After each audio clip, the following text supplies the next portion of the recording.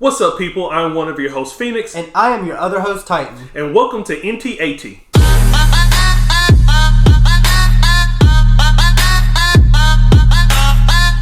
Alright, so today we wanted to talk about, or rather in the spirit of, the scam that is the day before, right? Yep.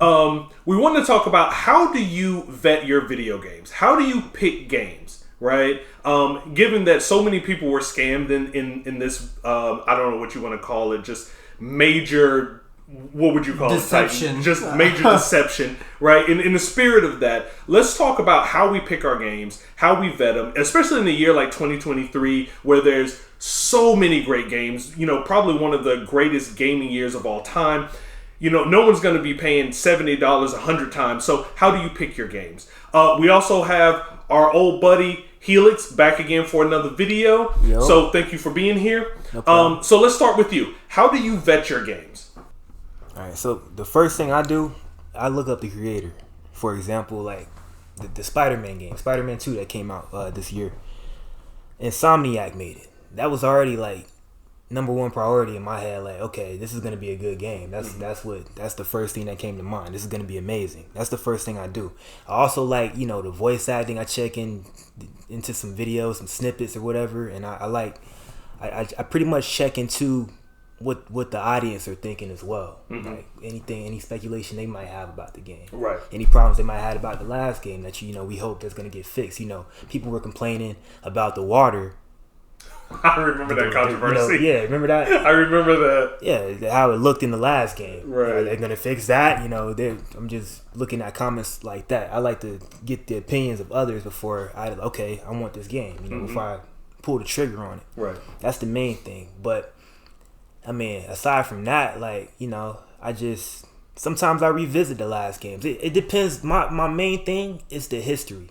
Right. Of the creators. Like what games have they made? Like what did well, this, that, the third. Like if I've never heard of you, I'm gonna be mad, skeptical about buying this game. Yeah. Right. Like, do I want to pull the trigger on this? Like, this is how I felt about Outriders, but we're not even gonna get into that. But that's all I gotta say about that. That's actually a good method for anything. Like figuring out what something's going to be in the future based off its past. You know, that matter of fact, that's the whole premise of our school systems, right? If you don't learn from the past, you're doomed to repeat it, right? Yeah. So I think that's a great way to vet your games. And but one of the biggest problems that I see with this right now is that some highly reputable developers right now are still releasing stuff now, like you said earlier, that are complete trash. Mm-hmm. And it's like their history is good, but then all of a sudden they release something bad, and then it's like a money grab, and then, it changes how you feel about them. Right. And so we're in that kind of like in-between stage right now where it's like these reputable people,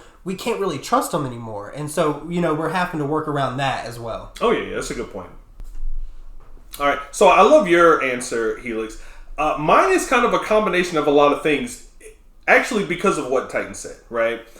So the first thing that I do, and matter of fact, you know what? Let me start with where you were at. I also do that. There have been developers that they've made certain type of games that I've loved, like the BioWare of yesteryear, right? I'm a big RPG fan. We talked about that when I started playing their games. Like every time they had a new game coming out, I was highly anticipating it. Obviously, I went through my other methods, but I was like, hey, this is a company that never lets me down, right?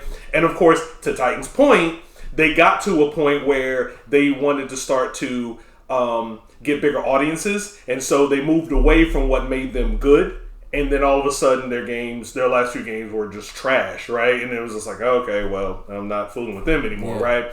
But that is a good way to start, right? Is looking at the developer. You talked about Insomniac. They've done great work on many games. So they are definitely a company that get the benefit of the doubt, at least in my eyes, right? Mm-hmm. Another thing I do is I watch a lot of previews. I want to see what the gameplay kind of looks like. I like seeing the gameplay.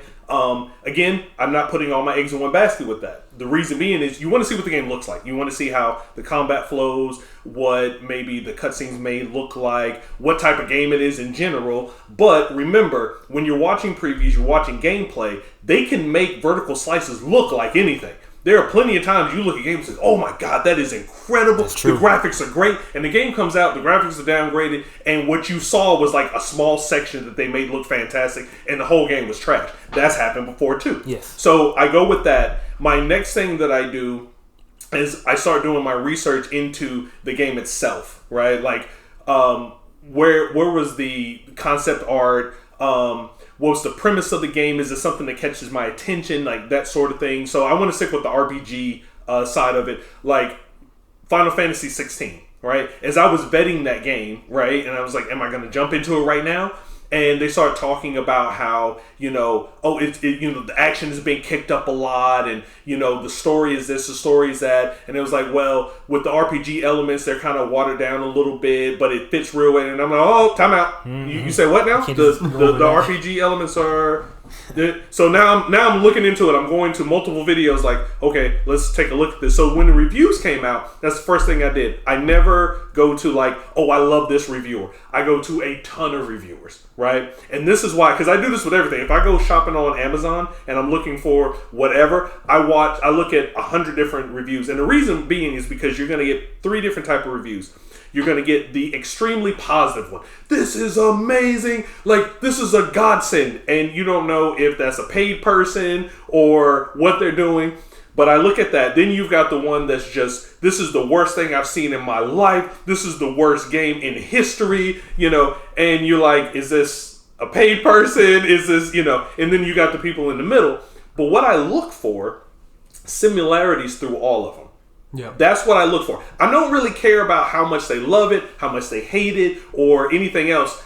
I look for similarities. So if the person who says this is the greatest thing in the world, yes, it does have, a couple of bugs here and there, but it's not game breaking, it's nothing I worry about. Then I go to the one that hated it, like, oh my god, this bug is here and it drove me crazy and this is the worst thing. I go, both of them said this bug is here. I know that's there. Or the one that said I love it. It was like, the RPG elements are there. They're not as prevalent as this game, but they work great for this. And the other one was like, oh my god, this sucks. These, they stripped this away. They both said the RPG elements aren't there, and that gives me the information, the context clues I need to say, okay, I understand that this game has X type of bugs, and they don't have the type of RPGs elements that I enjoy. So because of that, even if people are loving the game and it gets 8 out of 10, 9 out of 10, whatever the case may be, I'm like, I'll hold off on that. Because that is not the type of game that I really want to pay $70 for right now. Maybe it's something I'll jump in when it hits 20. Or as Helix said at one point in time, 19. Right? So that's how I vet my games. I go through each process and I listen to a lot of people, I watch a lot of videos, and I put all the information together based off of what it is that I'm looking for in that particular game.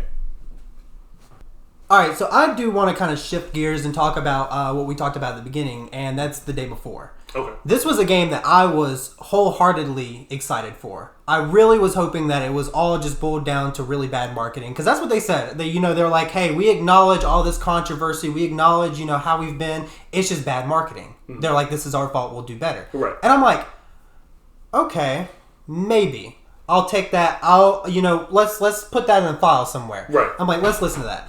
So, everyone was saying how, this is probably a scam. This is going to be the worst thing ever. Right. But I don't think anyone really expected how bad it really was. Mm-hmm. Like, when this released, it was nothing.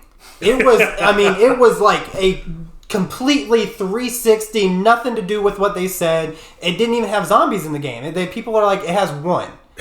And I'm like, okay, this is bad.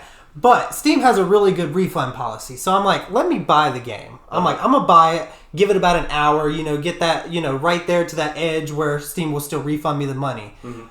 The next day, I was like, okay, let me buy it. I hop on. It wasn't even on the store anymore. It was. They put it back into early access. I'm like, you can't even buy it anymore. So I go online. I start looking. The whole company shut down. Yep. They're like, oh, we're bankrupt. We ain't got no money. We're shutting down. What? So, that whole thing just made me mad. That was a scam. And I was really hoping because, in this day and time, you would think we would have some good zombie games. Mm-hmm. It's a popular topic. Why do we not have good zombie games right now? We have a couple, like 2. Right. That's it. So, that really made me mad. But going into this topic, how I choose my games, I watch strictly on gameplay. And I wish that everyone would follow Starfield's example of this. You know, for years building up to the release, they would release, you know, trailer after trailer after trailer, and then they released the 45-minute demo that broke down everything. You could see every part of the game that wasn't spoilers. And it really, that 45 minutes of gameplay and them kind of telling you, like, okay, these are the mechanics, this is what you can do, this is what you can't do, and they showed you how the game worked. That is perfect. If every single game would do that, just release 45 minutes of a demo of the game, that would allow us enough time to be like, hey, I see what this is. It'll give me enough to, do I want it? Yes, no, maybe.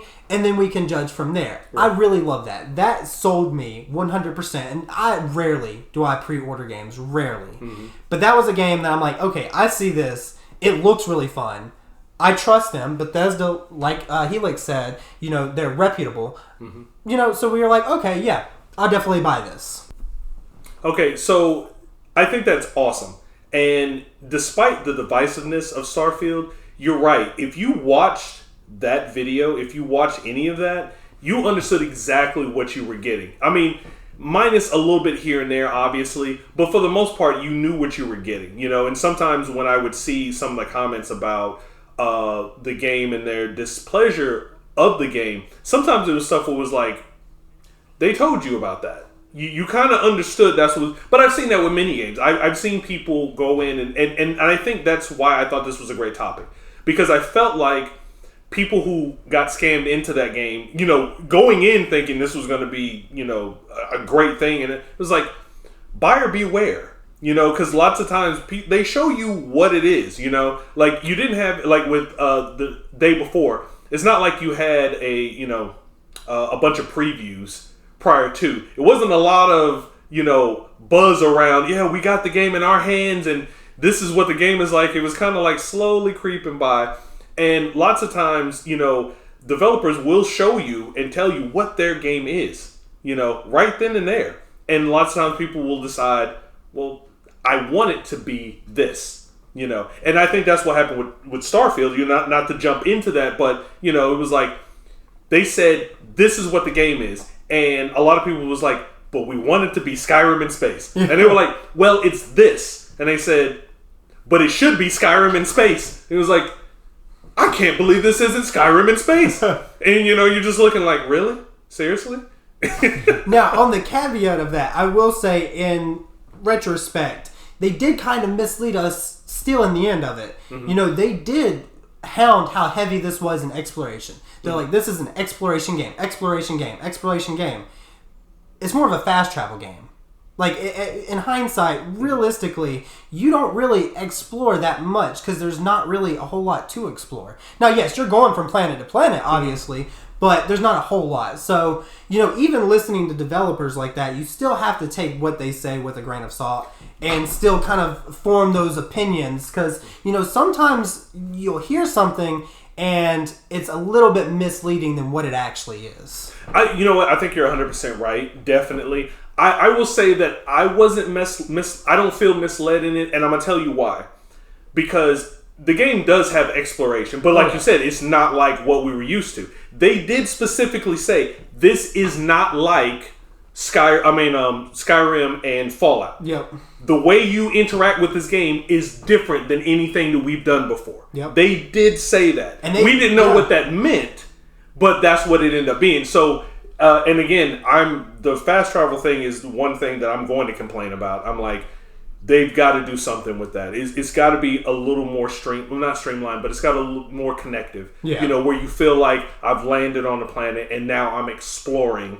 You know, instead of it feeling like I'm running for 3 minutes in real time and I get to something and it's a 2-inch cave, and then I'm running for 10 minutes and I get into another cave, and then I'm running for 10 minutes and then I get to a bandit camp, you know. Yeah. So it's got to be something better than that. But they did state this isn't like those. And we all went in going, well, sure, of course, it may not be like that, but it's going to be like that. You know? And that's kind of like when I buy a game, and with the rising price of really everything these days, you know, buying a new game, you know, you buy 1 or 2 a year, maybe 3. Right. And so when I look for a game, if it's not something that I can tell like pre-release, if I cannot find enough information on it to know whether or not I'm going to like it, I wait until it comes out. Yep. But I do not watch reviews. I am 100% against reviews for the most part. You know, I like watching uncommentary gameplay. I'll sit there, I'll find a video that has an hour, 2 hours of gameplay, and I'll just skip through it. I'll watch, 30 minutes here. I'll sit there and watch until I get a feel for what the game actually is. Right. And that's not like watching a trailer where, like you say, it can be manipulated. It can be, it looks like this, but in reality it's different. You get to see the raw thing, and that's usually like if I'm about to buy a game, I'll hop in, I'll find some videos that show an hour of gameplay, and I'll watch that, and I'm like, okay, I either didn't like it or I did like it, and then I'll think, okay, well, here are the things that I liked about it. Here are the things that I didn't really like about it, and if they outweigh each other, then I'll consider it. Gotcha. But that's what I really love about Game Pass. This is kind of like off topic, but oh yeah, I was Game thinking Pass, the same thing. I mean, it allows you to play hundreds of games without even caring. Like I've played so many games, good, bad, in between, and I'm like, okay, I don't even watch videos. I don't watch reviews or anything. I just downloaded random game and I play it. Right. And it's free. Well, I mean, it's the cost of Game Pass. But, right. It allows me to experiment with a ton more games that normally I just wouldn't even, consider. Right, and you're playing on PC. I'm playing on PC. And it's kind of like watching movies. Imagine going to Netflix, but you had to buy every single movie. And you're like, okay, you would be really selective, especially if every movie was $80. Right. You'd be like, do I really want to watch Interstellar? Nope, not really. So you got to be selective. So that's why, we've talked about that in a previous video. Right. Going towards streaming. And I think that, that would help out a lot in the future of gaming. Yeah, I definitely agree. And I think I sent you a very surprising statistics on my gaming this year. Remember? Yeah. I saw it pop up on my Xbox and it was like, here's your year of gaming. And so I started going through it and I was like, I did not realize I had played that many games on Game Pass. Like, I had jumped in and played like 20 some odd games in Game Pass. And most of them were like day one Game Pass games. And so if you take that and you go, I think it was like 21 different games, and you go times that, let's just say 50. By 50, I've paid for Game Pass over 10 times at that point. Yep. You just don't do it, because it's $70 a pop. You're like, as Helix just talked about, you get into a particular game and you're like, I don't like this. You're kind of stuck at that point, right? Yeah. But back to something you said, and that's kind of the problem with the industry and why I do think streaming would be a great way to go. And I know we're kind of getting off topic, but there are certain games where watching an hour of gameplay is detrimental to you playing that game. If you play a highly cinematic game where there's a lot of story spoilers, story beats, you'll spoil yourself on that, and that will take away from your game. Or if you, God forbid, you're playing a horror game where you learn where specific enemies are placed, or where the bosses are, or any of this stuff. Or even if you're playing something like Elden Ring and you get to see all the boss's mechanics before you walk in, you automatically have a leg up. So the fact that you have to do that, shows how broken our system is. Yeah. You shouldn't have to go to those links because you can't trust reviews, or you can't trust the manipulation of previews. That you got to get to the point where you got to go, I got to wait for this game to come out, and I got to watch someone else play what I should be experiencing for the first time. Yeah, and it's kind of like, we've said this about movie trailers. Like, movie trailers these days are horrible. They just tell you the movie. Like, the whole movie. This is the plot, here's the trailer, and then you're like, I don't even need to watch the movie at this point. So it's very same concept. And I feel like, that's how games are. Oh, yeah. Yeah. It sounded like you had something you were going to say, Helix. No, I mean, I agree with that statement. Like, that's for movie trailers. It's off topic, but like, when you see a movie trailer, you'll look at it and you'll feel like, oh, okay, I know how this is going to end. This is obvious. Yep. The direction is going. You feel that way with some games that comes out. When I do research on games, another main thing I look for is mechanics. Like, I want you to find a way to show me the mechanics of the video game without spoiling me too hard. the basics, just the basics or whatever. Don't go too far. Show me the mechanics and where the mechanics could potentially go. Right. That's what I want to see. Oh yeah, I think that's good. Sorry, that's what I loved about the Dragon's Dogma trailer, the trailer, that we just yes. watched. Like, it showed so much, and I'm like, that, like, climbing up the monsters and stuff like that. Like, mechanics like that. I'm like, whoa, that is so cool. And, you don't see that. Like, most trailers are like a slow motion clip of them swinging a sword or something like that. You have no idea what it's actually... Yeah. And I think...